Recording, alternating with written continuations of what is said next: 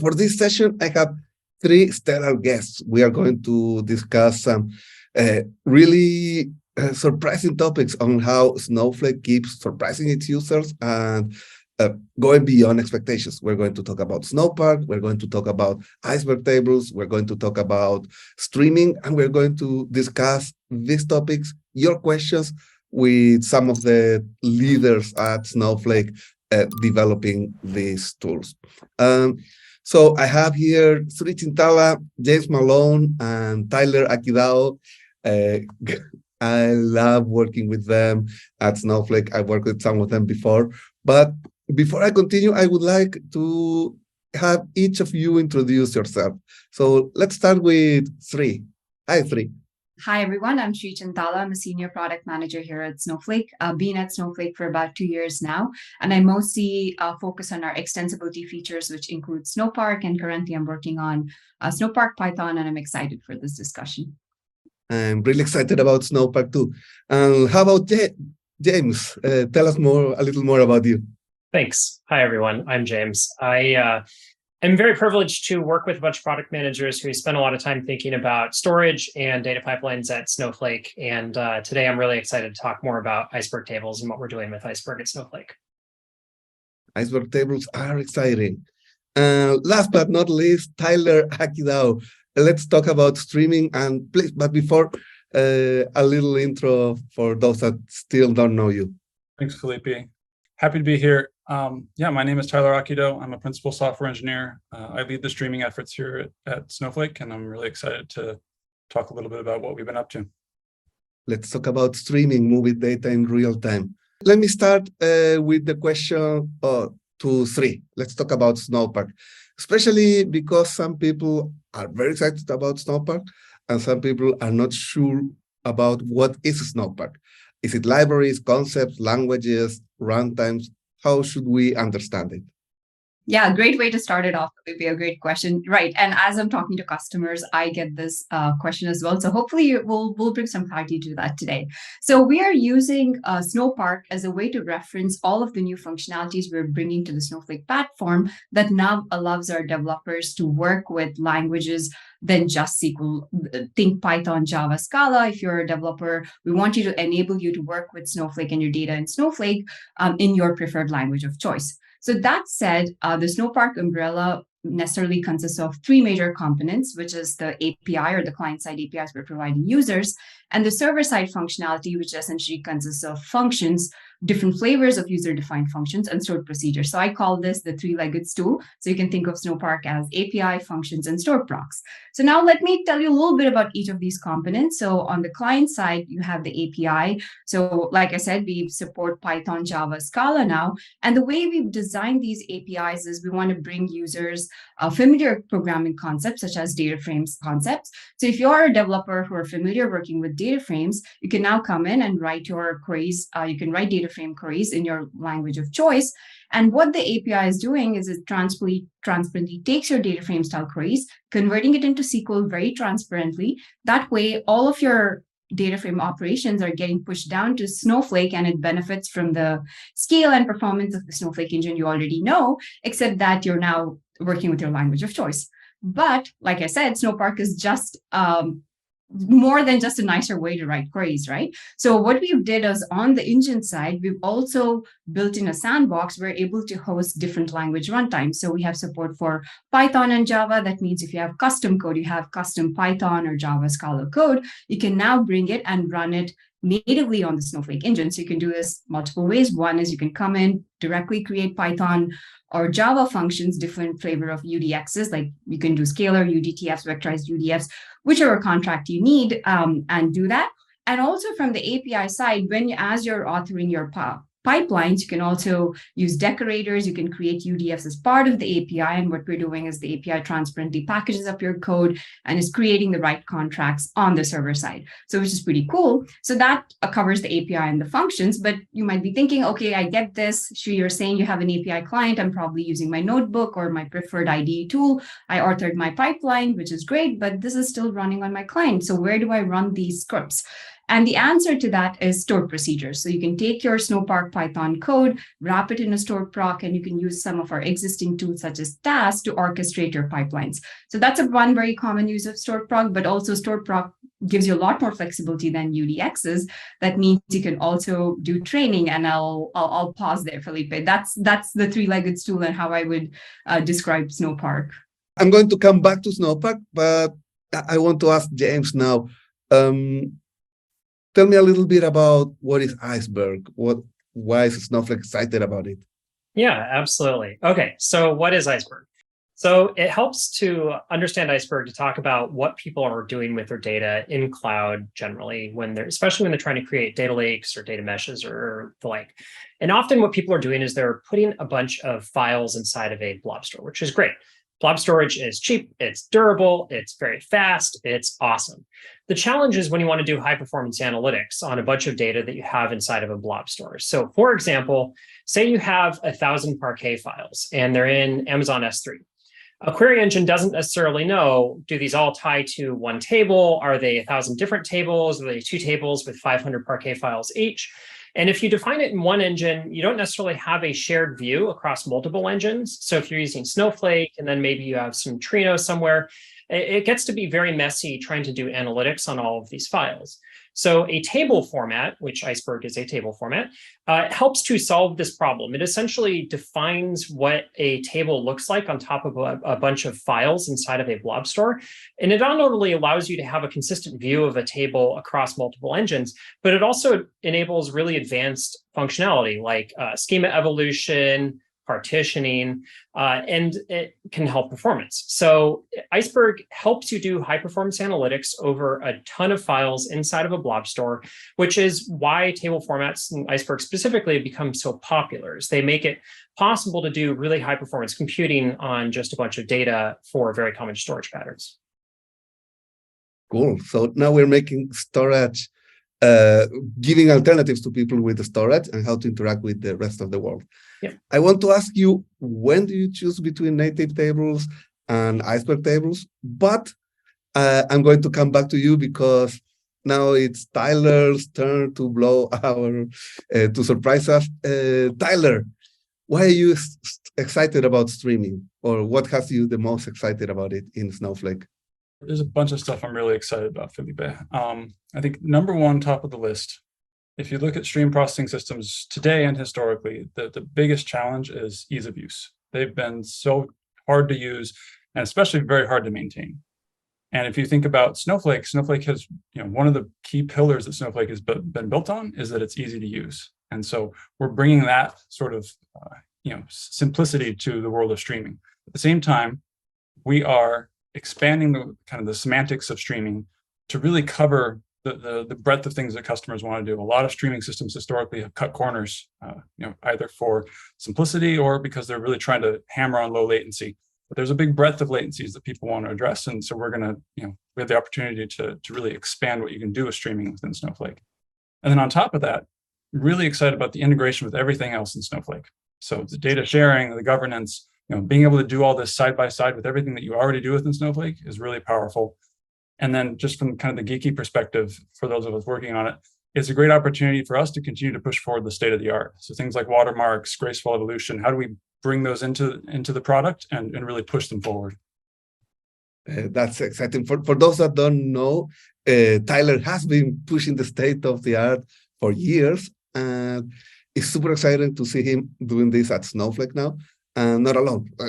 Part of the excitement of why we have Snowpark, Iceberg, and streaming together in this session is because we are all building this as one integrated product. So I'm really, really excited. So let me go back to James with the question I already started asking you.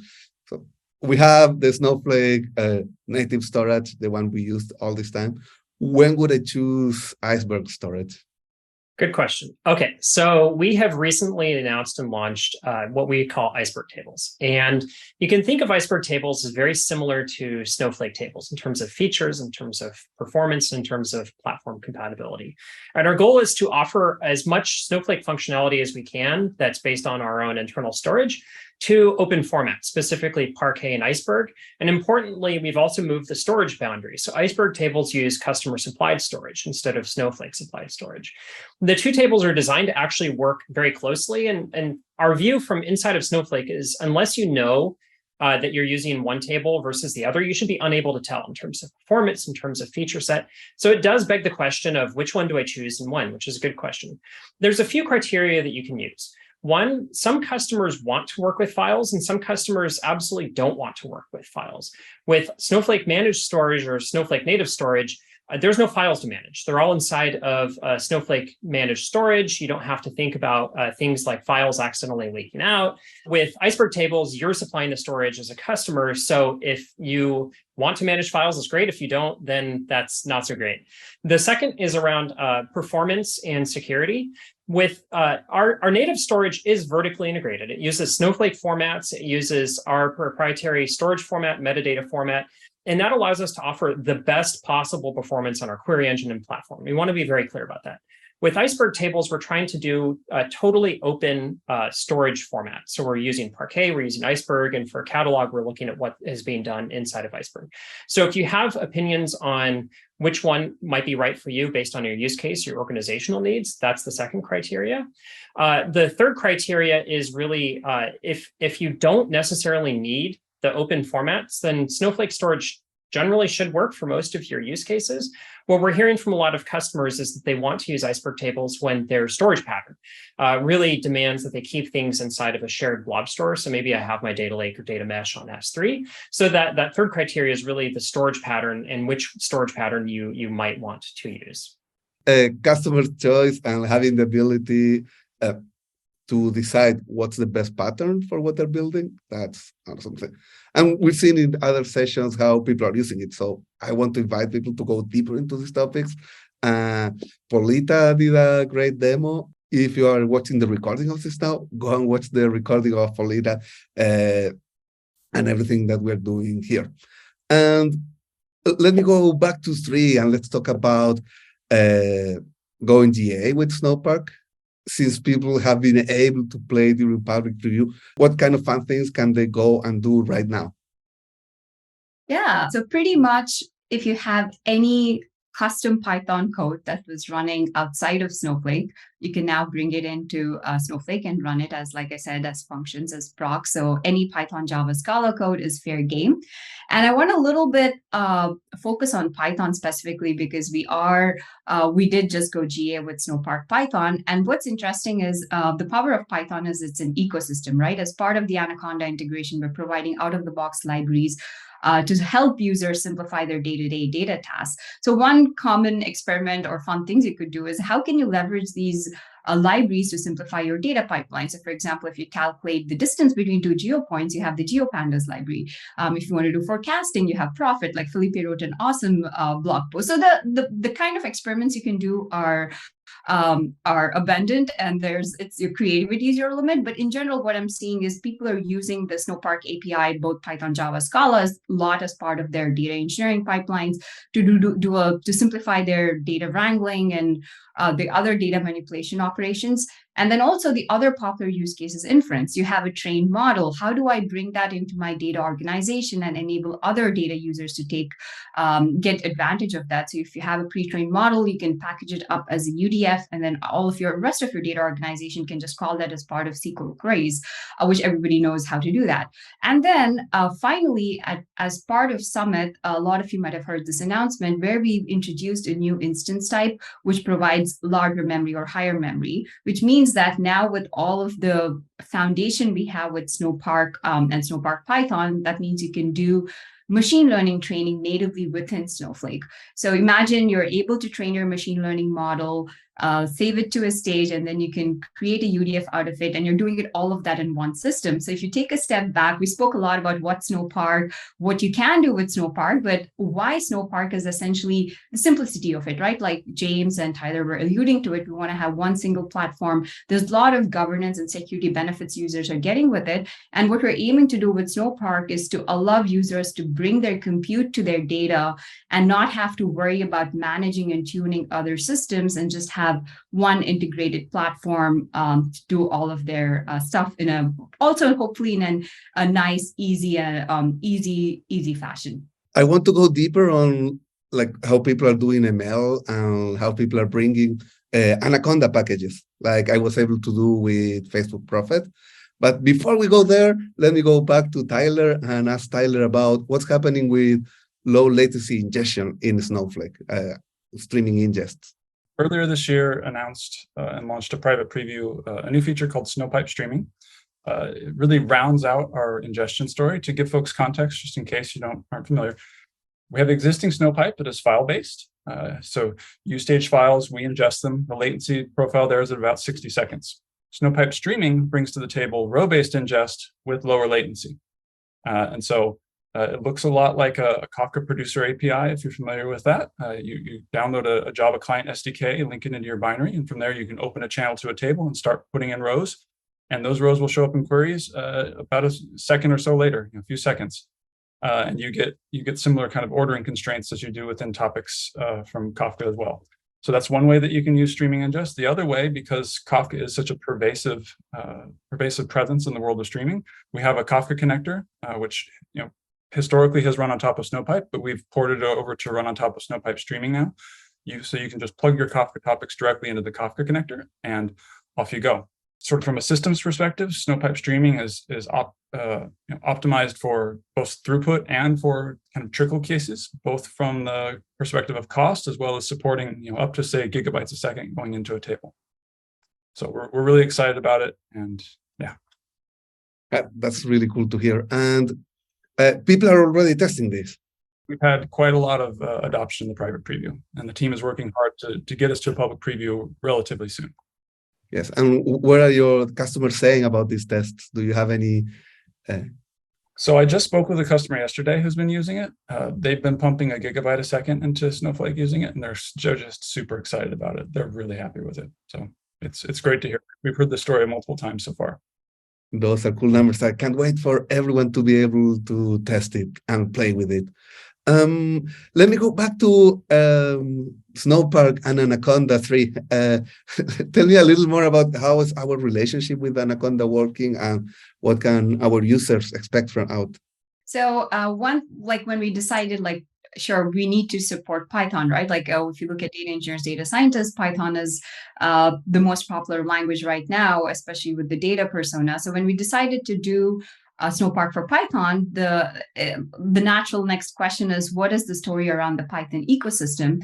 So if you think about it, with the open source community, with the Python ecosystem, we have hundreds of thousands of libraries, which is great. But that also brings the question about security of using these open source packages and how do I use them in a secure manner. And that's where our partnership with Anaconda comes into play. We were aiming to solve for two main things. One is ease of use. Anybody who used Python probably knows the pain of fixing a broken environment or having to deal with dependencies and managing dependencies. And the second thing is, how do you make sure you're using secure packages which do not have vulnerabilities and so forth. So with the Anaconda partnership, so we are leaning on the commercial repository. So Anaconda as a company has a default or main channel, and they do some amount of curation. So they're not bringing in the entire ecosystem. They're bringing in packages that are well maintained, that meet the bar.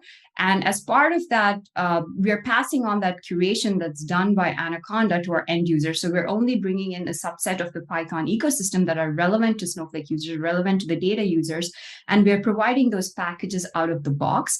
And as part of this integration, we also integrated the Conda package solver into our UDF creation workflow. So you come in and you say, I want to use Pandas or TensorFlow. You're not having to upload any packages. We're doing the dependency management and the package resolution for you, and we're creating that environment transparently under the hood to power your UDF. So you can just come in and just say import Pandas, you write your code, you're not having to worry about managing any of those dependencies.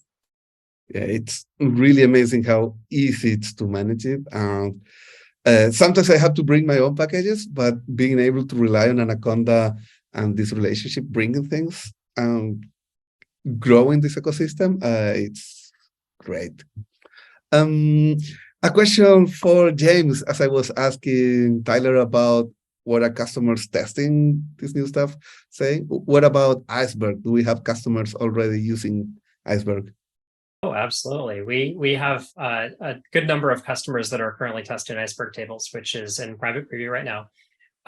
We have customers that are creating, similar to what Tyler described with streaming. We have customers that are doing very small scale testing. They just want to experiment. We have customers that are doing testing at scale. So they're creating tables that are tens of terabytes in size. They're ingesting large amounts of data every day, and they're trying to reproduce production work cases against the preview with test data, obviously, but production scale. And we're getting really good feedback. Generally, when I talk to customers about Iceberg Tables, I let them know that they should perform about the same as a Snowflake native table. But I always tell customers, don't take my word for it. The best data point that you can get is the one that we help you, or that you gather on your own. And we have customers that are putting that to truth. They're actually trying to see what the performance looks like. And we've gotten a really set of really good feedback that the performance of Iceberg Tables, even in the private preview, is very similar to Snowflake native tables. And I think for the team and myself, and I just want to thank the engineering team, they're incredible. And I'm very happy to work with them as well as my PM team. It's incredible to see that we've created a brand new table that is based on Parquet and Iceberg, and it's performing very similarly to a Snowflake table. And that's due to the fact that we have spent a fair amount of time making Parquet and Iceberg a first-class citizen across our platform and our query engine. So we're very happy and delighted to see with what customers are doing with it. That's exciting. And something that you keep repeating about Iceberg as a project, because yes, customers are with Snowflake that are trying Iceberg tables, but Iceberg as a project, I've heard a lot about how it's a big ecosystem play. Can you tell us a little more about this? Yeah, absolutely. So Iceberg is a project that was started by Netflix to solve for some of their high performance analytical use cases. They donated it to the Apache Software Foundation, which is great because the Apache Software Foundation has, I think at this point, hundreds of projects. And they know they have a process, and the process is well-defined. And I think it's fair to say it encourages really good behavior in open source. And based on the workflow that comes from being an Apache project, and also the fact that Iceberg is solving a set of really challenging problems in a novel way. So Iceberg is trying to solve high performance analytical use cases while still being engine agnostic, vendor agnostic, and being open and flexible and pluggable. And as a result, we've seen rapid growth in commercial support among cloud vendors, among SaaS vendors. We've seen rapid adoption among customers, and we've seen a high level of engagement from a multitude of people. And it's really interesting to see in the project. I'll give kind of two examples of really interesting behavior we're seeing in the project. So there's Project Nessie, which has been around in Iceberg for a while, and it sort of brings Git semantics to Iceberg, which is really interesting. There's also now Puffin, which is a spec to the summary is to sort of give you more efficient queries. And it's just interesting to see these projects spawn in open source, and the whole Iceberg project has sort of spawned an Iceberg ecosystem. And you see the biggest cloud companies, you see some of the largest Fortune 500 companies all actively participating in Iceberg. So we're really happy with the project itself and the way it solves problems, but also the level of engagement and adoption that we're seeing commercially and just independently with customers. It's really cool to see how we're working with the whole ecosystem in bringing this to everyone's hands. And a question for Tyler. We discussed a little bit about streaming ingest, but we are also talking about dynamic tables now. What can you tell me about dynamic tables? What can we expect from them? So dynamic tables are a new declarative transformation primitive that we're introducing. It's a way of building streaming pipelines within Snowflake by just writing queries. And so what the interface is, you essentially create a dynamic table, you specify a query that describes the shape of what the output should look like, and you provide a lag parameter that tells you how frequently, how up to date you want Snowflake to keep this data. The reason for that parameter is it gives you the option to kind of balance out cost and latency. This is one of the tensions that you always have to struggle with streaming. And so this gives the user the opportunity to say, this is how much the latency is worth to me. It's maybe I really want it up to date, or maybe I'm okay with it being kind of more out of date, and I'll pay less. Under the covers, then we decide how to materialize this for you. And so we will Wherever we can, we'll automatically incrementalize it so that we'll run it as optimally as possible. If we can't incrementalize it, we'll just simply do a full refresh plan. What that flexibility provides for us then is that there are no query limitations whatsoever. Any query can be specified in dynamic tables. In particular, I know folks have been really itching to have joins. We're going to have incrementalized join support coming out. Actually, it's in private. So dynamic tables is in private preview right now. So this is in customers' hands getting played with. We're working hard on getting it to public preview, and we will be expanding the suite of auto incrementalization as much as we can over time. And yeah, we're looking forward to getting more and more people using it. Yeah, I love the theme of here of what we have of innovation we have and customer choice on, as you were mentioning, latency and the ability to do joins, James, where we are giving people the choice of where they have the storage, and with Snowpark, the choice about languages. But it's not only about our users' experience, but also how our partners are using these building blocks to build more. And this is where I want to ask you three about what our partners are building with Snowpark. And it comes to my mind, for example, DBT with their Python models. So how is that experience for what have you seen? Yeah, absolutely. DBT is a great example. We also have a bunch of our other AI ML partners also who are natively integrating Snowpark Python into their environment. So you can work with your preferred tools provided by partners, but all of that is getting pushed down to Snowflake. But the exciting new update is DBT. DBT recently announced support for a Python model. So especially with Snowflake, DBT is very popular. DBT helps our end users to kind of build and streamline their SQL models. And now with Python support, people get to get the goodness of DBT for Python. And the way it works is DBT under the hood is wrapping all of the Python model code as a stored procedure and is pushing it down to Snowflake. So initially I mentioned that we built a sandbox, we're hosting a Python runtime, which is making this happen. So we're taking all of the DBT code, which is Python, which is packaged as a stored procedure, and it's now running right inside Snowflake. So that's very exciting, and we're hearing some great feedback. We've been closely working with the DBT team through beta, and there's quite a bit of excitement around that integration. Totally. So it's so exciting for users, but also exciting for our partners on how easy it is to build this with us. So, and three, what about if people want to packages that are not included in what's currently Anaconda offering? Yeah, so it's not like we shipped Python and we're done. So the Python package ecosystem itself is evolving, and so is our relationship with Anaconda. So if you go to community ideas page where you submit feature requests, we also have a specific category for Python libraries. So if you want to use a library that's currently missing from our from what we currently have in our sandbox today, please go submit a request. I myself take a look at those package requests bi-weekly, and based on popularity and how important that package is to the rest of our users, we relay that feedback back to the Anaconda team and work with Anaconda to provide support for those packages. A good example of that is Profit. Profit was a top requested package, and we do have support for Profit now. And similarly, hopefully by the time you see this recording, we'll also have support for some of the other popular requests I'm hearing, including GenSim, H2, H3 package, Data Sketch. So these are some of the popular ones we've been hearing and we've added support for. So yes, so please go ahead and submit that feedback. I think we should start wrapping up this session. Who wants to start? I'll go ahead and start.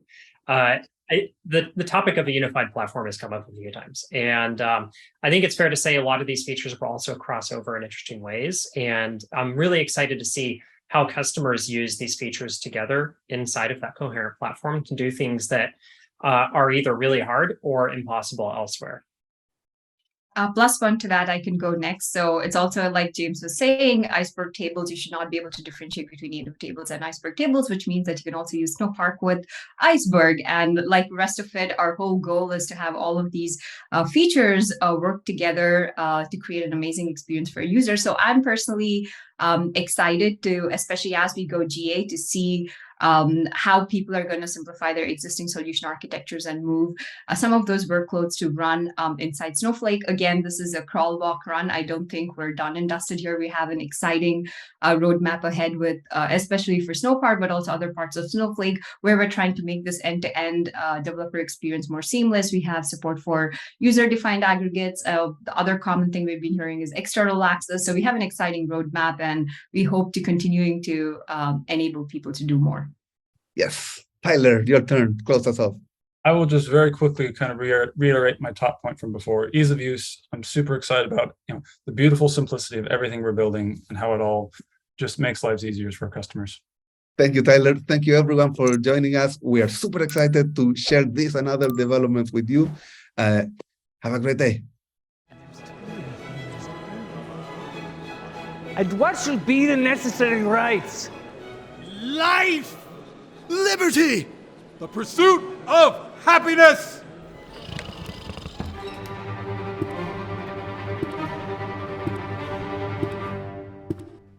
And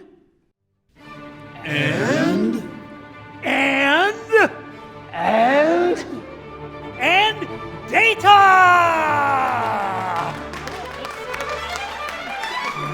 Data governance with Snowflake should be a necessary right.